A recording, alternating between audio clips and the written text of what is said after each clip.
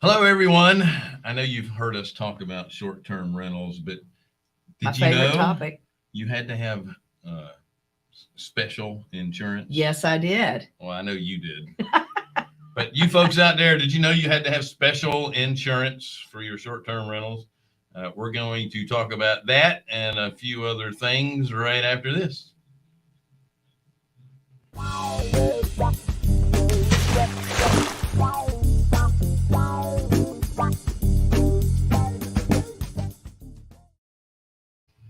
Jonathan, was Hi, that you? everyone. Yeah, that's how he paints. Yeah. Thank you so much for joining us on the Real Estate Investors Show.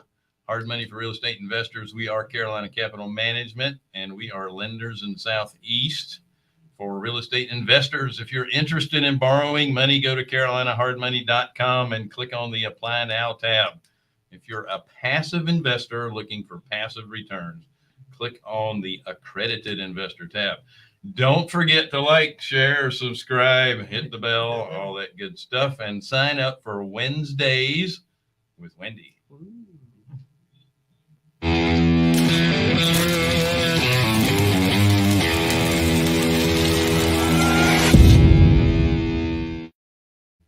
Wendy donates 30 minutes per person every Wednesday to talk about anything real estate. So she's, how far are you booked up now? You're in May, right? I'm April. Let's see. Yes, I have one on May 1st, but I do have a couple of appointments left for the 27th of Sweet. April. Well, here's Tell our our calendar friends. link. It's over there in the chat box as well. Just click it on. That's a nice reminder. We have a chat box. So if you have any questions during our show, just type it over there in the chat side. If you're viewing us from other platforms, it may be underneath the screen, not to the right side of the screen. So Wendy and I have a couple of short-term rentals together. Wendy has most of them on her own, but when we got together on one in Florida, because we typically don't do vacation sort of areas. Right. I was a little worried about insurance because this property is a single wide mobile home with a permanent Florida room, and it's on a canal, and we have kayaks that people can use, and that adds what? Liability. Yeah, absolutely. Yeah. So we wanted to make sure that we had the proper insurance. That's right. Well, the other thing too is the rent loss is completely different for short-term rental than it would be if it were a long-term lease. I mean, there's a lot of different liabilities that you have that you need to have proper coverage for sure. Absolutely. And speaking of proper coverage, it is our pleasure to bring on Nick Massey of Proper Insurance. Thank you so much for joining us, Nick. How's it going? Excellent. Thank you. What a great idea for a name. That's right. We hit the nail right on the head.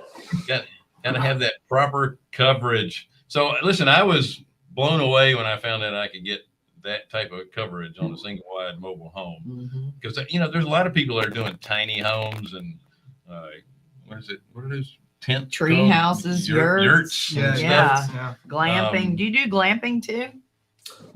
Depends on the situation, but Yeah. the yurts, the tree houses, tiny homes, manufactured homes to large mansions all across the U.S. We'll look at and try to insure just about anything as long as it's a short-term vacation rental property. That's awesome. That's sweet. I do have a question right off the bat for you, and it's about it being a business. What? I'm laughing because your computer next door is so loud that I can hear our show about 3 minutes behind. I don't know why it's even on in there. Anyway,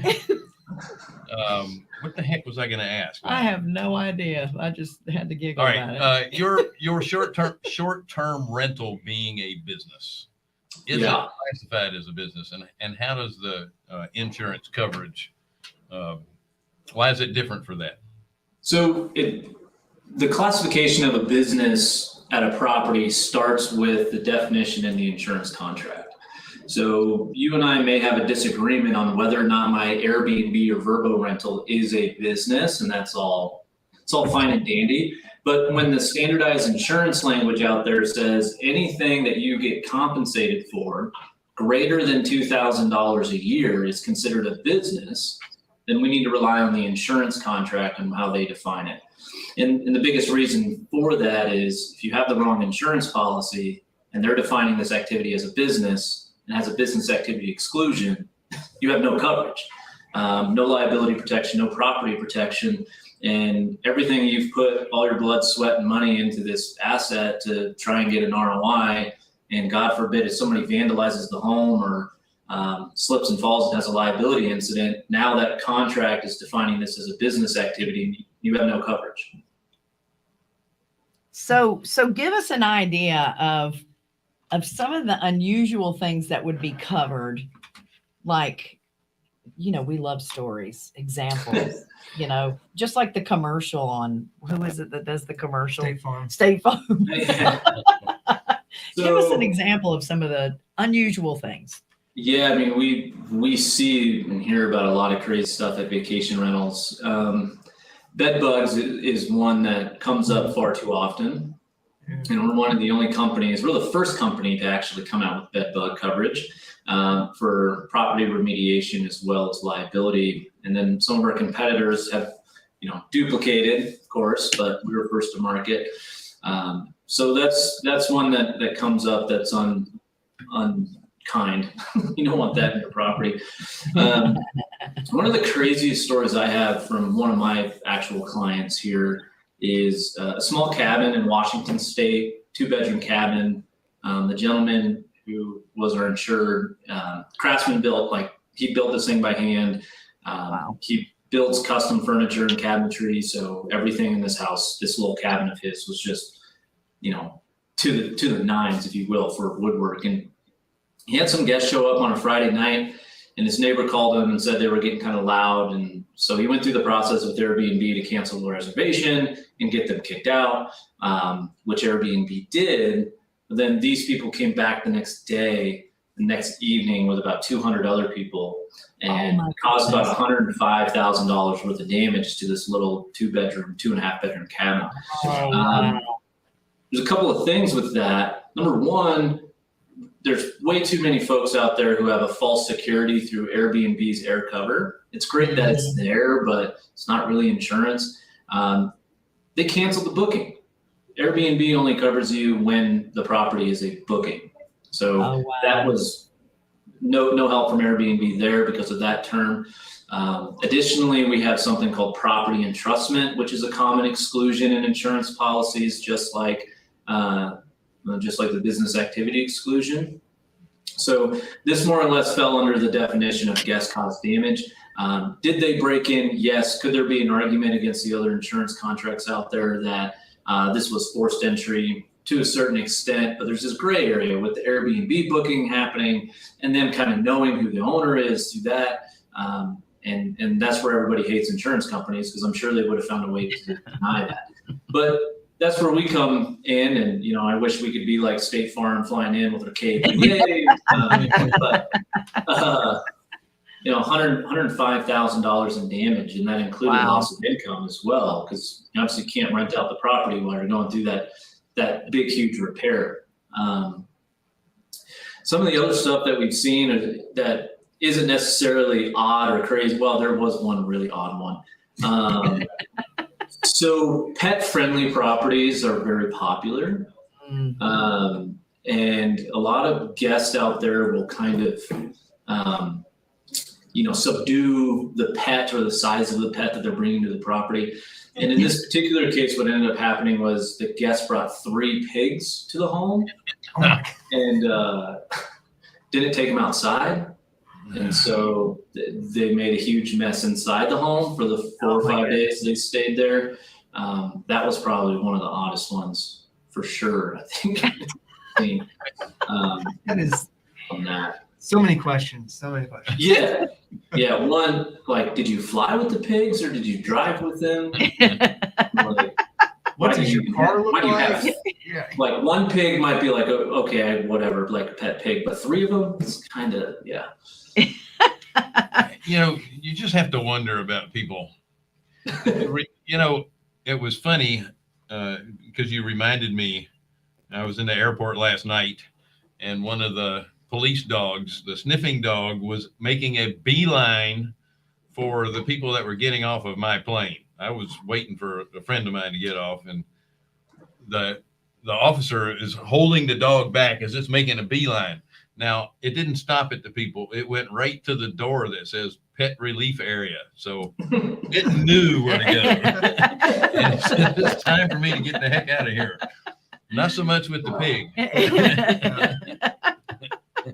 Well, one of the things that I appreciated with your company when I was applying for the insurance is the questionnaires that you have on there about the different things that you offer with your short-term rental, The like amenities. bicycles and, in this case, kayaks, because, our place is right on a saltwater canal, and I do provide kayaks, but you have a checklist for, what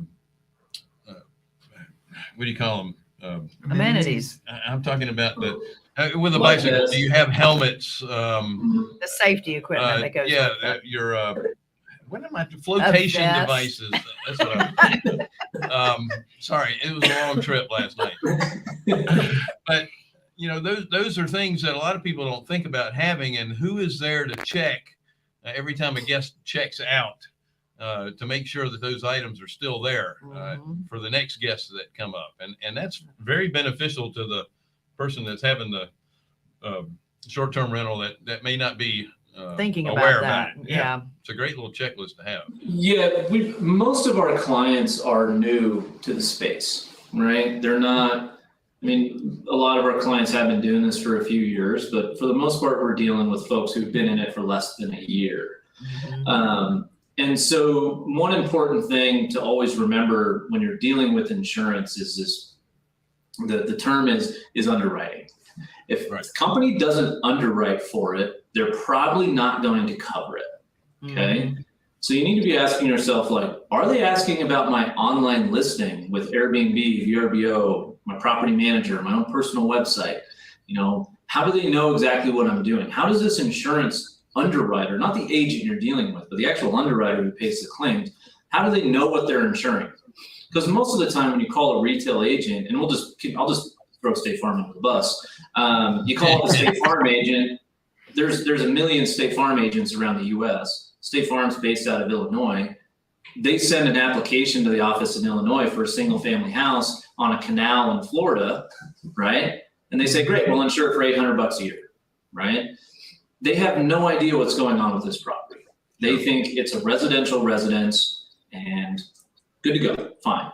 Is it owner occupied? Is it tenant occupied? Is there vacancies? Is there business activities happening there? Is there liability or amenities that can take the guest off premises and name you in a lawsuit? So these are all things that we check for. And this is, where our specialty comes in, where nobody else in the marketplace is asking these types of questions and underwriting these types of properties in this way. And so the thing you have to kind of keep in your mind as you're going through the insurance process is, are they asking me the questions about the amenities? Am I asking the agent about the amenities I want to offer? Hey, I want to offer bicycles. I'm on Venice Beach in California, and we want bicycles to be part of our vacation rental. Am I covered for that? I want to be pet friendly. Do I have any breed limitations? Is there any animal pet liability limitations? I want to offer a hot tub or a sauna or swimming pool, things like that. And again, if you're not asking these questions, the underwriter is not going to know or underwrite for that exposure, and they're either not going to charge the right amount of premium, which we're not cheap because we actually cover this risk, or they're just simply going to decline the risk on the front end because they want nothing to do with the exposure. So it's better to figure it out on the front end than learn the hard way. Sure. Right. That's kind of the biggest kickback is price. We live in a premium driven world. Again, State Farm, Allstate, Nationwide, all of them, they advertise online on the Super Bowl and everything. Geico, save 15% for 15 minutes. We're in a race to the bottom in retail insurance. And when you're dealing with an investment property like a vacation rental, you need to throw price out. Don't even think about it until you start understanding what coverages you need. And I think from an investment standpoint, You got to crunch these numbers. And if the one place you're going cheap on is to try and get cheap on insurance, then you're really going to get screwed when a claim happens and you're making no money, right? So if you're like, I have to give up an extra $100 or $200 a month because I did my prospectus on this insurance policy, but proper insurance is twice as much. Okay, great. You're cash flowing $150, $200 less a month. But when we go 5, 6, 7 years down the road, and you actually have to use the insurance policy, it's better to get paid $50,000 than pay $50,000 out of pocket. That's for sure. And that's what I think people have a difficult time understanding, is that you know, you don't want insurance until you don't have it and you need it. And it's not wasted money. So many people look at it, you know, it's not tangible. They don't see it. But especially when you're doing short-term rentals and you've got people in your house that you don't really know, anything could happen. It's so funny right now. Everybody's Airbnb berserk. They all want to turn their long-term rentals into short-term rentals. And it sounds like a real sexy thing to do. And gosh, I can make 3 times my money. And yes, all of that is true, but there are greater risks involved to having short-term rental, not just having a great housekeeper and having good communication, but you know, you really have to, I always tell people to get online onto Facebook, some of the Facebook groups for Airbnb hosts. You want to hear some stories? Get online and listen to all of that.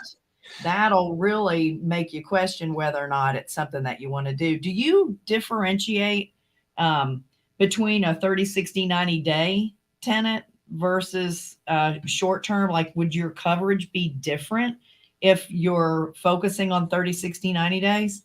We don't. So one thing when we developed the product back in 2014 that we took into consideration was removing any definition of occupancy. So that allows us to insure the house that might double as a primary residence. Maybe you invest in a duplex and one half is your primary, the other half is a short term. We're going to insure the entire structure. You don't need 2 policies. We cover you through and through. There's the corporate lease or traveling nurse market out there, especially, you know, during the pandemic when all that was going on, you know, the extended vacation. I'm getting out of New York City and I'm going to the Finger Lakes and I'm going to stay there for 60 days. And so the question was, with our existing clients, am I covered for that? Because it's no longer a short-term rental. Mm-hmm. Yes, with our product, it is. If you don't have our product, you need to be cognizant of what the occupancy definitions are to make sure you're covered for that. And that's one thing that's, you know, so great about our policy for many of these short-term rental operators out there is the flexibility and length of stay. So I have somebody rent my place for 3 days this weekend, but I get a phone call from a traveling nurse that needs to stay for 90, and I'm going to make tons of money because the hospital's paying for it. And they're going to pay me, you know, above market rate anyways. Awesome. Do it. That's fantastic. The only thing we're not going to insure is a traditional lease. So if you're doing a traditional 6-month lease or a traditional 12-month lease, you're way better suited with a landlord policy, which is half the price and it's already in the market and is built for what you need, right? So, you know, that's the long way to answer it, but short answer is no. We don't really have a definition of length of stay for what is a short-term rental, but we remove the occupancy definition so that we can cover a multitude of different lengths of stay. Plus, you have people that are renting rooms out of their own home for short-term. Yeah, and that's a small part of the market anymore, the shared spaces. That's one thing we don't really cater to. If you are renting, if you have a 3-bedroom house and you're an empty nester and you're renting out, you live in the master and you rent out 2 bedrooms on Airbnb. The retail market, and when I say retail market, I mean the Allstates, the Liberty Mutuals, the Nationwides, the, you know, the pro football player is advertising for them on TV, basically. They have what's called a home sharing endorsement. It's super inexpensive, and since you're sharing common space with a guest, with things get weird, you're there and can stop it from happening, or call the cops, right? So when you're renting out individual rooms with shared spaces in your house, proper insurance is not the right fit. Okay, you need a home owner's policy with a home sharing endorsement. It maybe costs $250 a year. That's a better fit for that type of exposure. Awesome. That's good info. Yeah, if you have a 9-bedroom house and you live in 1 bedroom and rent out 8 individual bedrooms, you're a hotel. Right. You should probably go look at a hotel motel type policy in that case. If you have let's use the same example, right? Because all these investors, you guys are going to have different types of things. It's not all the basic single family house or condo. So I go and buy an old hotel in Florida. We see this a lot. So I find a motel in Florida. I get a great deal on it. I'm borrowing money from you guys, doing a big renovation, and I'm making 9 individual units under one roof. They have their own kitchen. They're basically 9 studios, their own kitchenette, their own bathrooms, their own means of egress. There's no shared spaces with guests. I don't have a shared pool. I don't have shared hot tubs or sauna. I'm no longer a motel or a hotel. I am basically 9 apartments under one roof. We would insure that because there's no shared spaces. It's no longer a hotel motel type risk. There are 9 individual short-term rental studios under one roof, right? So that would be something we would look at.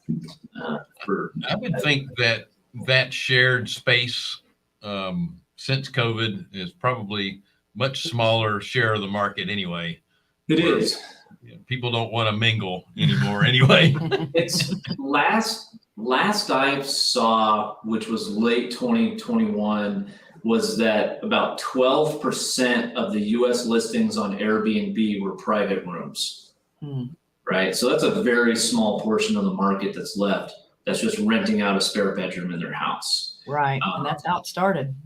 Well, Yeah, I was going to say, I see that let's say you have a guest apartment sort of thing, pool house kind of place, or room over the garage where you're not really having a shared space. That makes a lot more sense to me than renting out rooms in your house, because again, as the owner of the home, you never know who's going to be there. And as the person renting, you never know who's going to live there. Yeah, it's and that's a very common thing that we see a lot is I'm renting the space above the garage, or I turned my detached garage into an apartment and rehabbed it. Those are very common, and we see that all the time. But for the most part, I mean, again, if you're investing big dollars in a huge piece of real estate that's going to have multiple listings on it, it's going to be really tough to get insurance if there's shared elements at that property. And you may have to end up insuring it like a hotel. And now you're playing ball with Hilton, and that's not cheap insurance. Right. Or bed and breakfast style stuff. So, I mean, our target market is the single family home, townhome, condo, cabin, some of the oddities like the tree houses and the yurts and stuff. But, a single family house that's rented to one party at a time, completely private. They have the space for whatever their length of stay is going to be. That's our target market. And that's what we're seeing all these claim declinations happen all across the US, is that properties like that, where we weren't honest with our insurer, and they found out I'm a vacation rental after the claim and they denied the loss. And now I'm out of pocket $10, $20, $30, $40, $50,000. Right. And could be way, way more than that if it's a liability claim. I mean, just to date in Florida, there's been 8 pool drownings at vacation rentals. Wow. So pool safety is a big thing. You got to have depth markers. You need to have safety equipment. Everybody should check out Breezeway Safety, Justin Ford and his team over there. If you operate a vacation rental, insurance should be the last thing to hit. I mean, you need to take the safety steps first and make sure you have all the right stuff. One thing Justin always brings up that rings a bell to me is, if this is your personal second home, all the quirks, right? When you walk out the back door, you have to watch your step because it's that much of a drop down to the patio, or the thermostat doesn't really work right at that setting, so you got to kick it up one more notch, or that the water heater is touchy and 120 degrees is actually 150 degrees, right? It's going to burn skin. So these folks don't know that when they come to your property. So you need to make sure you're doing everything you can to make it as safe as possible. And the biggest issue, injuries happen more to children in vacation rentals than they do adults. And that's because when you pull up to your vacation rental, mom and dad are getting everything out of the car and the kids just run off. They're gone. Right. There's been stories of guns being found in vacation rentals that were left by previous guests. Wow. Children falling off bunk beds or falling off loft ladders within the first 5 minutes of being in the vacation rental and getting seriously injured. So safety needs to be the first step. You're gonna get money.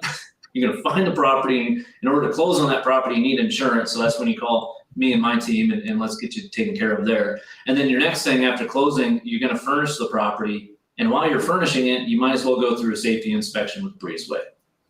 You That's just good info. convinced me to get rid of my bunk beds at one of my places. Oh, come on. No, they're going down. Your cleaners will love you. Yeah, they are a pain in the neck to change the sheets. Wow. Yeah. Listen, we grew up with bunk beds. Maybe that's what my problem is now, but I fell off a lot. We have a dear friend of ours who's an attorney. She's passed the bar. She's not practicing anymore because she made more money on her Airbnbs than she did as a practicing she started attorney. like years ago, But 13 years ago. She is very concerned about the liability issue. And when she talks about Airbnbs, stay away from the pools. If you have them, get them filled in. Yeah. Yeah. Because she's worried about the liability. So I hear you there. Some of our most successful clients, I feel like, have the most basic amenities at their property. I mean, it's great proper. We're going to cover the boat, the kayaks and the bicycles and the sauna and the hot tub and the pool and fishing equipment for the lake and all of that. Awesome if you have all that. But I mean, I'll be honest, some of these 2-bedroom condos that maybe were a total investment of $200,000 that are bringing in $80,000 a year. Oh yeah. It seemed like a pretty good deal to me. Oh yeah. Oh yeah. No. That's the other thing. I think people don't realize that it doesn't have to be a destination to be successful. All of ours, with the exception of the 2 in Florida, they're not destination properties at all. They're dinky little 2 and 3 bedroom homes. Most of them are within walking distance to downtown, and we do very well with them. They're not sexy because they're not, at the beach or whatever, but they work. It works. The thing about short-term rental, it can work most anywhere because people die and people get married. So hopefully not in your Airbnb. Yeah, but what I'm saying is I guess married. families get together, and if they have any size of a family, it's hard to put them all in hotels. Yeah. And they feel much more comfortable in a home than they do in a hotel room, and it's a lot cheaper than a hotel room. Well, not necessarily anymore, but it's for the space. Yeah, it's there. Every single state has a market, has a spot where vacation rentals are just incredible investment opportunities. And I mean, we insure in all 50 states. We have risk in all 50 states. We currently insure north of $7 billion worth of risk across the United States, which makes us the largest home insurance program in the world for Lloyd's of London, which is pretty cool when we came into the end of 2021 to find that out. Wow, that's awesome. Yeah. So people are like, never heard of you. And it's like, well, I get it. We don't advertise on the TV every day. We don't have to, but we're the largest home insurance program in Lloyd's of London, in the United States, over $7 billion worth of risk insured, written over 100,000 policies to date. And, we're not here to try and, save you the most amount of money when you buy insurance. We're going to save you money when you have to use a policy. Yeah. That's where you're going to get the benefit with our program. Honestly, if you're looking to trim the fat on your vacation rental and you think that's going to be on the insurance side, like you're going down you're thinking about this the wrong way. Okay? Right. Buy some cheaper beds. Yeah, yeah. Find other ways to trim the fat other than insurance. But if everyone's going to shop, so my recommendation to everybody listening, after you secure your money and you start shopping for your property, you have to have insurance to close on the property, unless you're going in 100% cash. And even if you're going in all cash, you still want insurance, but you need to ask the right questions. Don't just go on to Geico's website or Progressive's website and plug in your address. They kick out a 2-page quote that doesn't say anything about what's actually covered. It's $800. You click the button and you move on. You need to talk to an agent. You need to ask these questions. You need to explain to them that you're doing short-term vacation rentals. You need to ask them, if a guest vandalizes my home during their stay, how much coverage do I have? Right. Is it $5,000? Is it $50,000? Is it my limit of insurance? I'm going to offer bicycles. Do I have liability that extends off and away from my property line or not? Or am I only covered for stuff on property? Because then, based on what type of insurance policy you have to manage your risk, then you're going to make the decisions on what type of amenities and how you're going to set up your vacation rental. Not everybody's going to buy our policy. But I'll tell you what, if you're a lakefront home, or for you guys, you're on a canal and you offer kayaks, you cannot have an insurance policy that only covers liability on the property line. Right. It serves you guys no purpose, right? Right. So you need to think about these. Now, I have a condo in Boston on the 10th floor. It's a 1-bedroom. Like, I don't think I need all of this coverage. I get it. I understand. And maybe our policy is not for you. And that's fine. You can go with one of these other options. Just understand what you are and are not covered for. Right. This is completely different than what you've done your entire life, especially if you've been investing in long-term rentals for the last decade, let's say, and you're ready to jump into vacation rentals. Don't just call your agent that's been writing your long-term rental policies and expect to get the best coverage out there. It's just not going to happen. Right. You're going to get a modified landlord policy that's weak on coverage and weak on liability, and the price might seem right, but if you ever have to file a claim, you're going to find out, unfortunately, the hard way, that's going to cost a lot more money in the long run than it does saving a couple $100 a year. So if somebody needs to get a quote on, obviously, if it's not the standard type of a house, they're going to have to talk to somebody. Best way to reach is with the URL, Proper Insurance? Yeah, our website, www.proper.insure. If you just Google, Airbnb insurance, will be number one that pops up there on the natural page rank. There's a button right there that says get a quote. You're going to fill in your property details, and we want to talk to every single person that quotes with us. So you can expect a phone call from an agent within 24 hours in our office to talk to you about your property and talk to you about our product and answer those questions for you and see if this risk management is the best for you, right?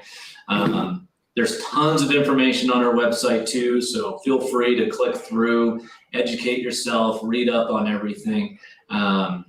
If you can go to our blog post, our blog, you can check and see if there's specific regulations in your community or your county right on our website when it comes to vacation rentals. So if you're looking at investing in a certain market and you want to see, is it tricky to get a permit? There's a map right there that has. Oh, that's awesome. You can just click on it. It'll take you to a blog post that links you to the regulation, so you can kind of read through and see what you need. To keep it on theme, most all of them require insurance. Most all of them require $1 million limit of liability. Right. And that all comes stock on our product. So we try to make it really, really easy for everybody. But yeah, you put your info on our website, and to get a quote online, you'll get a phone call typically within 24 hours to discuss the property.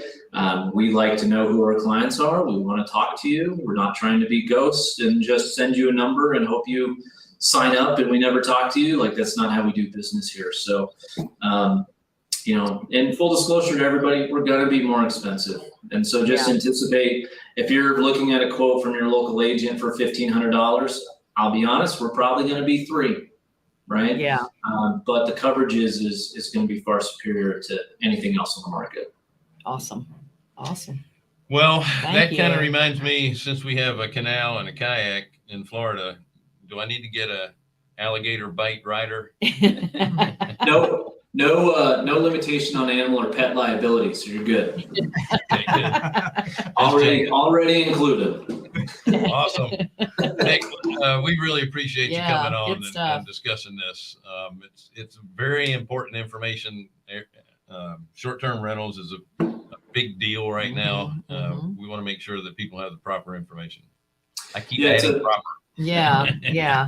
It's Correct. a different animal, and there's a reason the big retail markets and those policies are not exclusively endorsed by Verbo and the Expedia Group. Right, right. They simply don't cover this.